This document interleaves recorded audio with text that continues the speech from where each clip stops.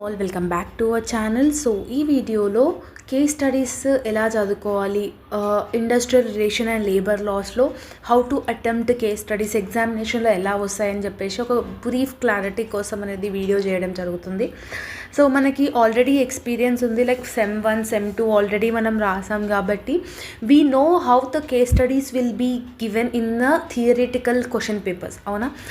So వాళ్ళు paragraph ఇస్తారు and they are given sudden questions అనమాట. ఆ క్వశ్చన్స్ని మీరు ఎలా అటెంప్ట్ చేస్తున్నారు, దానికి వాళ్ళు 10 మార్క్స్ అలాట్ చేస్తున్నారా లేదా అనేది it's purely dependent on how you are writing your paragraph questions in your answers. Okay. And కొంతమంది అడుగుతున్నారు కేస్ స్టడీస్ అంటే ఏదైనా ప్రొసీజర్ ఉంటుందా, ఏదైనా ఫార్మాట్ ఉంటుందా అనేసి అంటున్నారు. అలాంటి ఫార్మాట్ అంటూ ఏం లేదు.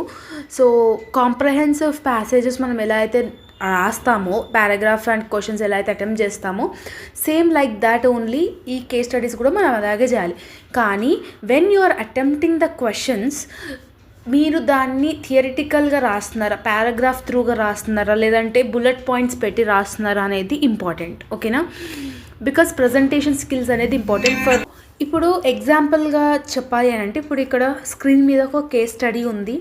సో ఆ పారాగ్రాఫ్ మొత్తం చదువుకున్నాక, అండ్ కేస్ స్టడీ కూడా మనము సబ్జెక్ట్లో ఏదైతే టాపిక్స్ ఉంటాయో, ఏవైతే నేర్చుకుని ఉంటామో దానికి రిలేటెడ్ పారాగ్రాఫ్సే ఉంటాయి. సో మీరు ఆన్సర్ రాసేటప్పుడు కూడా కొంతమంది ఏం చేస్తారు, స్టూడెంట్స్ ఏం చేస్తారంటే పారాగ్రాఫ్లో ఉన్నదే తీసి రాస్తారు.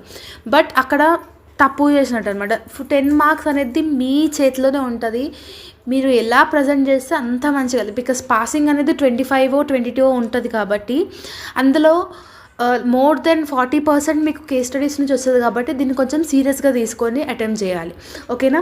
సో లైక్ వాళ్ళు ఒకవేళ కేస్ స్టడీస్లో ఏదైనా ఇయర్స్ కానీ ఏదైనా మెన్షన్ చేసినప్పుడు దాన్ని మీరు హైలైట్ చేసి రాయడం కానీ, లేదు అని అంటే లైక్ మనం ఏదైనా ఒక ఎగ్జాంపుల్ లాగా తీసుకొని ప్రజెంట్ ఉన్న ఇండస్ట్రీస్ ఏమేమి ఉన్నాయి, ప్రజెంట్ ఉన్న దాంట్లో ఏమేమి లైక్ విప్రోస్ కానీ ఇట్లా డిఫరెంట్ కంపెనీస్ గురించి కానీ రిలేటెడ్ సబ్జెక్ట్ రిలేటెడ్ దాని గురించి కానీ తీసుకొని మీరు ఎగ్జాంపుల్ వైజ్గా రాసి సరిపోతుంది.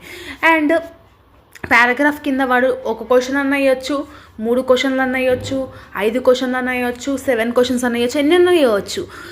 దానికి 1 పేజ్ రాయాలన్నా 2 పేజెస్ రాయాలని కూడా అడుగుతున్నారు. అలాగా ఏమీ ఉండదు. ఒక 6 to 7 లైన్స్ ఒక్కొక్క క్వశ్చన్కి రాస్తే సరిపోతుంది. ఓవరాల్గా 6 to 7 లైన్స్ ఒక్కొక్క క్వశ్చన్కి. ఓకేనా? ఇప్పుడు క్వశ్చన్ 1 ఉంది, అక్కడ పెట్టి 3 లైన్స్ ఇచ్చిండు, మనం అక్కడ బుక్లెట్ రాసే వరకు 5 to 6 లైన్స్ అవుతుంది. అట్లా రాస్తే సరిపోతుంది. ఇంత స్టాండర్డ్గా రాయాలి, ఇన్ని పేపర్స్ రాయాలి అన్నట్టు ఉండదు.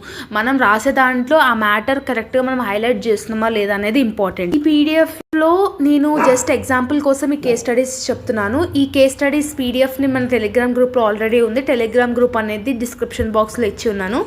సో రిఫరెన్స్గా తీసుకొని చేసుకుంటే సరిపోతుంది. కేస్ స్టడీస్ పెద్దగా ప్రిపేర్ అవ్వాల్సిన అవసరమే లేదు. అకార్డింగ్ టు మీ ఓన్గా రాసి సరిపోతుంది. ఇట్స్ ప్యూర్లీ ఓన్ అంతే. ఓకేనా? So this is the case studies video. I hope that you have got clarity about this case studies. Tension పడాల్సిన అవసరమే లేదు. ఓకేనా? All the very best for your preparation and this is the last examination of your 3rd semester MBA. All the very best. If you like this video, then do like, share, comment and subscribe to our channel and share with all your friends and groups. See you all next video. Bye bye everyone.